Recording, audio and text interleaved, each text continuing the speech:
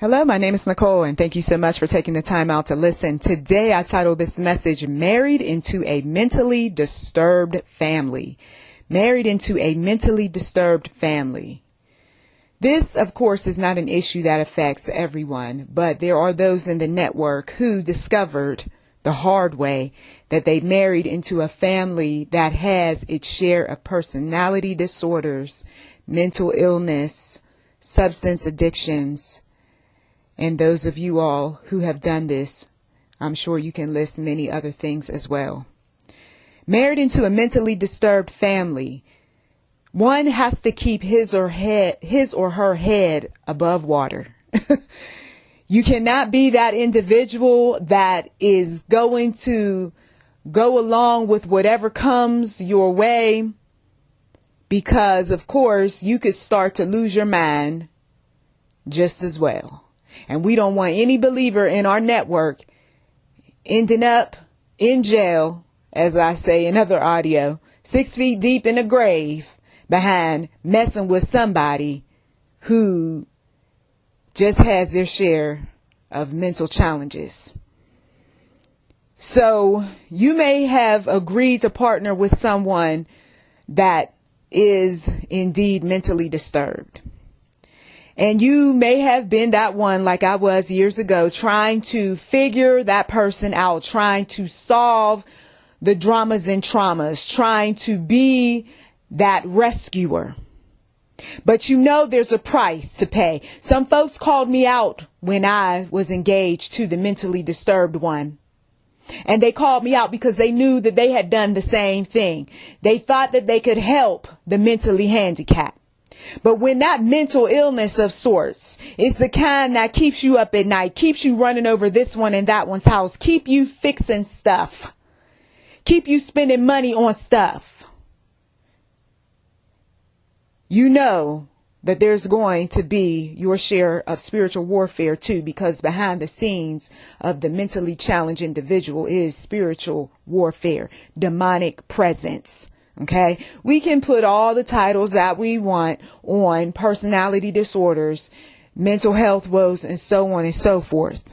But there are those people who do have a channel to the dark side, just as well as those individuals who have a channel toward light. Because you can still see some peace and positivity and love and increase even in a mentally challenged mindset. If, of course, you are giving your burdens over to the one true God. Now, if you're not doing that, then yes, you're going to experience darkness and ugliness and frustration. And I can't believe these crazy people, but yet they may be saying you're just as crazy as well. Okay? Ain't no God in you. And they might even have their share of joking and that sort of thing, because they know that we got some hypocrites. They know that there's some weak people who say one thing and do something else. They're hypocrites who are pretenders, right? They pretend to be of light when they're really of darkness, and they hate the fact that they got involved with some mentally disturbed individuals. But I want some folks to see the light in all of this. Yes, committed in a relationship with someone who may be mentally disturbed or not, but it's the family, okay?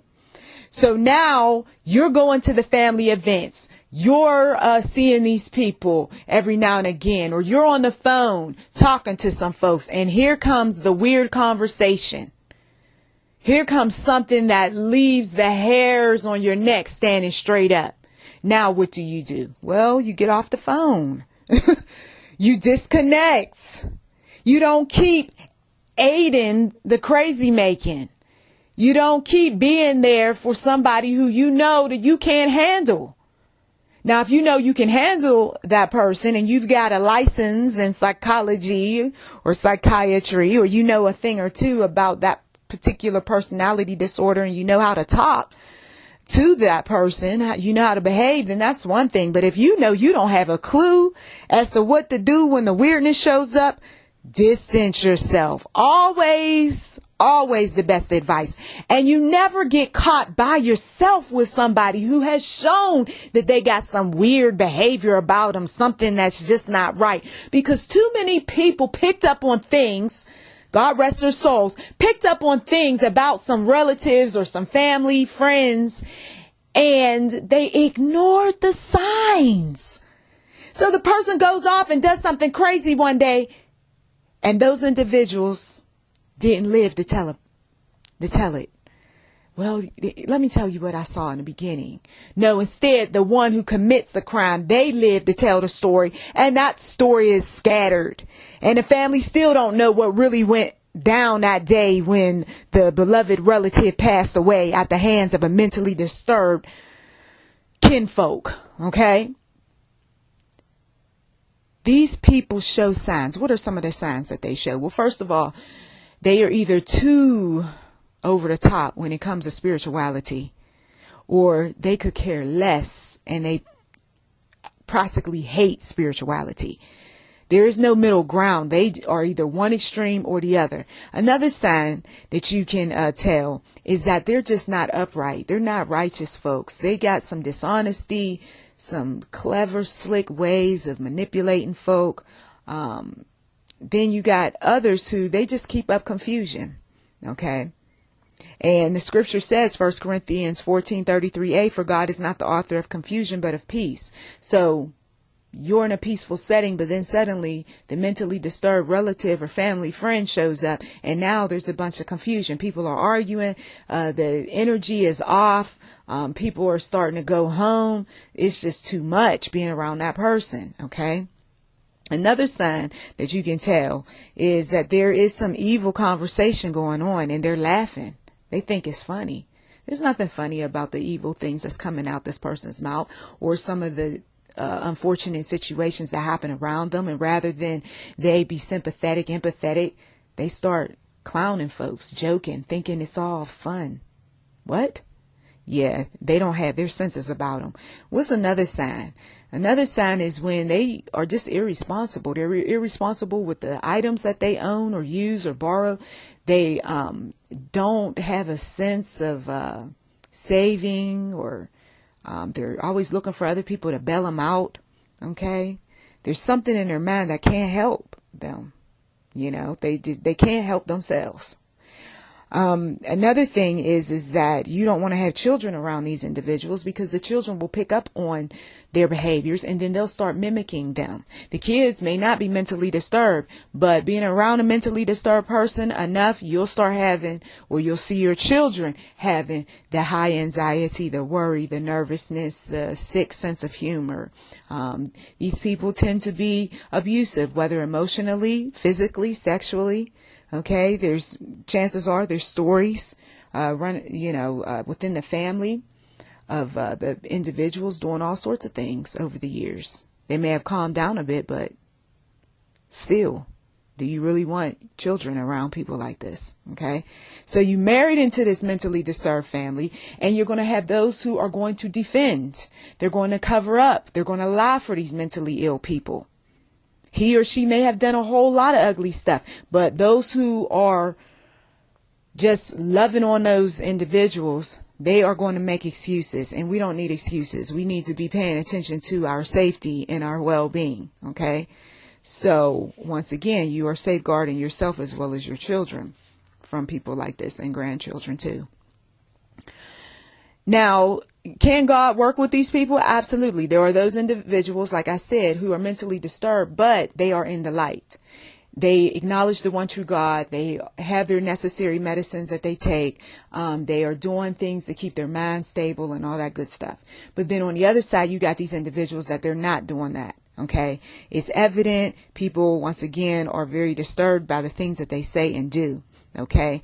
But if you are one that is praying and hoping for the best while you're safeguarding yourself, your children and grandchildren, Psalm 147:3 says, He healeth the broken in heart and bindeth up their wounds. So you can pray that their heart be healed. You can pray that their wounds be binded up. Okay. Because some of these people, they didn't just become mentally disturbed. Something happened. Okay.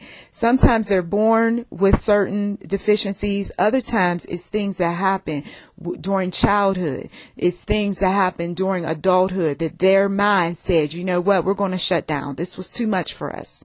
So there's a part of the brain that doesn't operate correctly. Okay. And it's a safety mechanism for some folks because the pain of yesteryear was just too great. and it traumatized them in such a way that they never came back to their right mind. Okay, so keep that in mind as well. Your partner may have experienced something like this.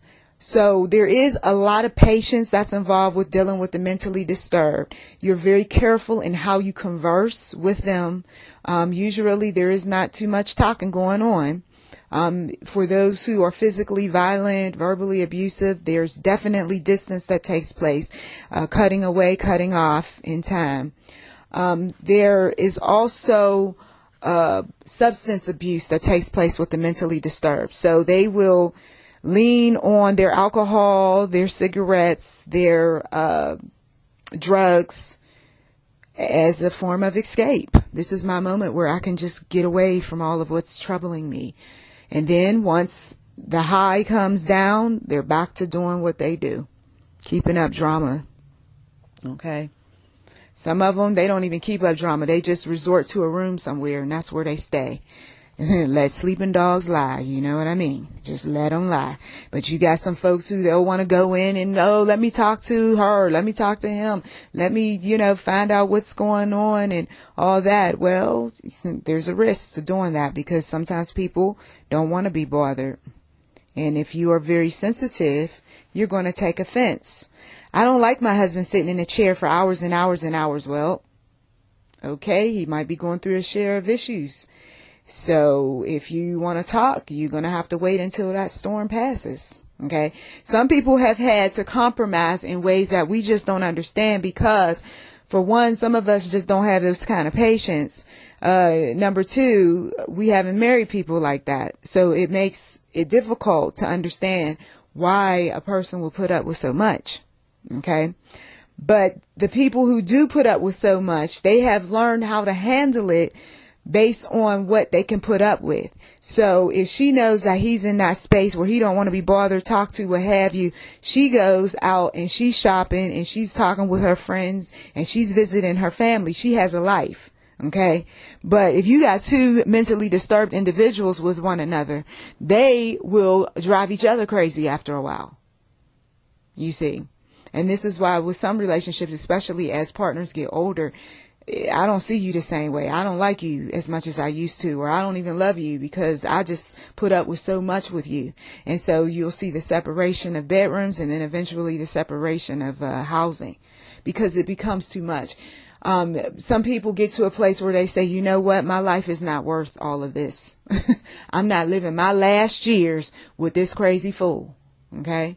And they have every right to feel that way, and they should make every effort to distance themselves, because this is where you get that old guy who goes in the back room and gets the gun. Okay. Or the woman who goes back there in the room and she wants to go and take her husband out. I remember somebody talked in circles about doing something like this. Okay. And that's a red flag. Wait a minute. Is it that serious? Well, you don't know what I've been going through. Okay, well, one of the ladies advised, she said, you know what you should do? She said, you need to get out of that house. That's what you need to do. Because if you're starting to think crazy thoughts about wanting to pay your husband back for every evil thing he's done to you, you need to start getting out of that house, and you need to also put some money away and start looking for a place to stay. Okay? Yes, there are those individuals. You may have even heard people talking about the uncle, the cousin, the niece, the nephew, whoever who is driving them mad, and they're going to do this and they're going to do that. You don't start laughing and aiding them in the craziness. Instead, you say, you know what? If it's that bad, you need to get out of it. Okay? Because if something happens and you ever get interviewed by an investigator, police officer, what have you, you want to say, I told her. And I told some other family members, you better watch out. That one's about to blow. That one's about to snap. I gave her the necessary resources to call. I called the police when the first situation took place. You see what I mean? You don't just let things that they say just get swept under the rug. When you hear through the grapevine, so-and-so was beating on this kid or that kid, or threw something at the husband, and cussed out this one and that one, they're starting to snap. They're starting to lose it. Okay. And they may not be able to get their own help. So now you got to get some folks to come over there to physically remove them out of the house. Okay. Because it's just too much. Every time you turn around, it's too many stories about these episodes that they're having. So You got to know, though, that while you're going through your share of issues, you got to keep your head, okay, above water. For God hath not given us the spirit of fear, because sometimes people fear mentally disturbed people. They're walking on eggshells. They go ahead, they do stuff that they shouldn't do because they're scared they're going to retaliate or hurt them, or tell the husband or tell the wife something, or turn the kids against them and all this other stuff. You better stop with that fear. For God hath not given us the spirit of fear, Christian, but of power and of love and of a sound mind. 2 Timothy 1:7. Okay. And yes, you can be disappointed, disheartened about these sorts of things. Isaiah 41:10, fear thou not, for I am with thee. And this is what the Bible says, but be not dismayed, for I am thy God, and I will strengthen thee. Yea, I will help thee. Yea, I will uphold thee with the right hand of my righteousness. So some folks, when you feeling like you are just totally at a loss, as far as what is going on, and it's just really getting next to you. Yes, the solution is to pray for the Christian. The solution is to get necessary counsel, okay, to have a supportive network. These are things that you do. You don't just sit there and keep complaining and groveling and I can't stand this person and all that, because when bitterness and resentment and upset get into your spirit, that's when you start saying and doing the unthinkable. There's too many people who got those stories that ended up causing them to go to jail because I just couldn't take it any longer. I got tired. I snapped. I just wouldn't want to go through this any longer with my kids. And the next thing you know, they freak out. And some of you all, that's where you're headed. And it's not okay. It's not all right. It's not acceptable. You got to take your mind back. Get your vision back. Get your perspective back. They say, oh, it's easier said than done. Well, then you need to make some effort and at least get up out of that atmosphere and get some sanity about yourself. I remember there was an aunt that was dealing with all these elderly people. That was her second income, main income, while she had other things that she did. And she dealt with all these elderly people, and every now and again she had to get away. She had some people who would be in the house to watch the elderly, to clean up after them, to make sure that they were comfortable. I mean, she did a phenomenal job, but she did it because she knew how to give herself a break, a rest. Okay? Yes, the mentally disturbed can eat you up and spit you out. And one of her clients, she was into witchcraft. So just imagine you're a believer and you are servicing a woman who's into witchcraft. Talk about taking some great faith and going to the Lord and asking the Lord to take away those curses and spells and whatever else. Because when people get older, they start going haywire and they start using all sorts of things that cause nothing but problems. And in this case, this woman's issue was witchcraft. So she was fighting up against some spirits dealing with that one. So there you have it. I mean, you marry into these mentally disturbed families, you are going to have a rocky road. Okay.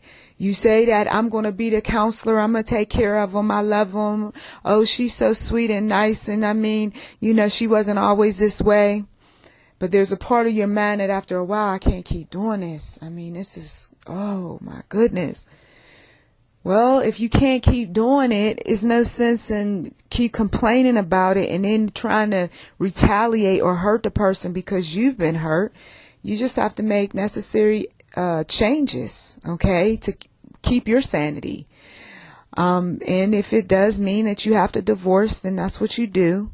You go to the Lord, though, with that one, and you pray about it, and you make sure that this is what is going to be the best option for your situation. Because, see, we're not there. There's plenty of people that'll say, oh, God hates divorce, and this is that, and that is this.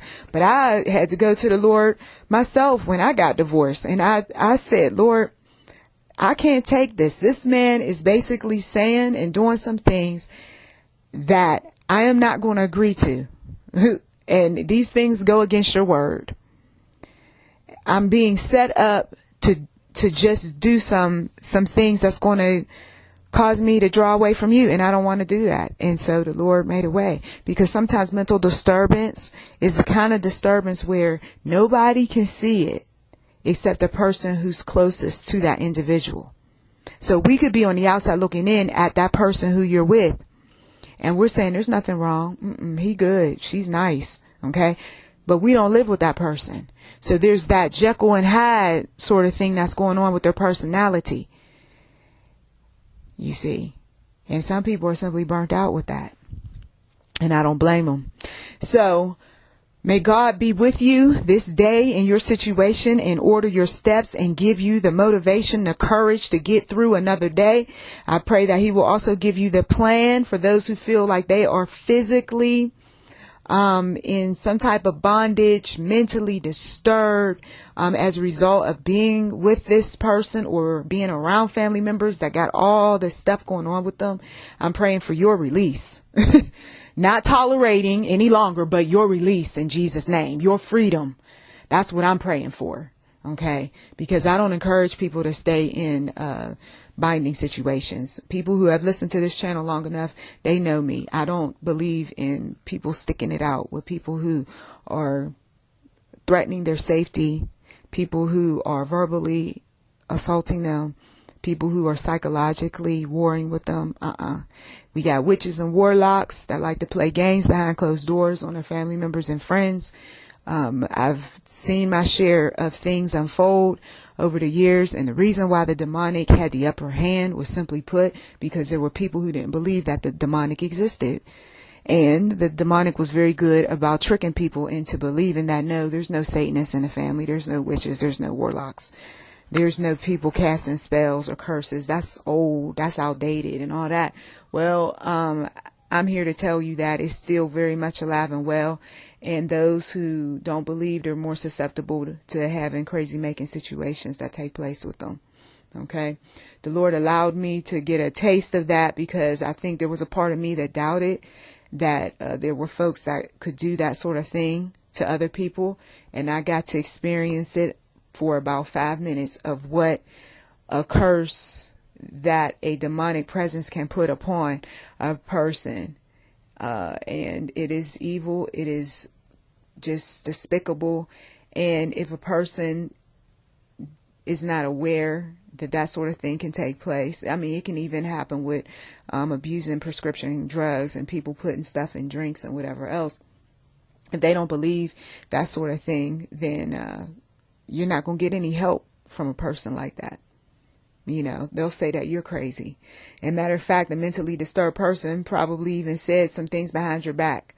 So this way you're not believed because they're trying to hide their mental disturbance. Okay. Well, that is it. We've exposed once again some things that's going on with some people that have married into a mentally disturbed family. May God's angels of protection be upon you this day. Please do check the description box for anything that might be of interest. You've been listening to YouTube NM Enterprise 7. Subscribe today. Also, if you haven't given, we do welcome donations and blessings to you.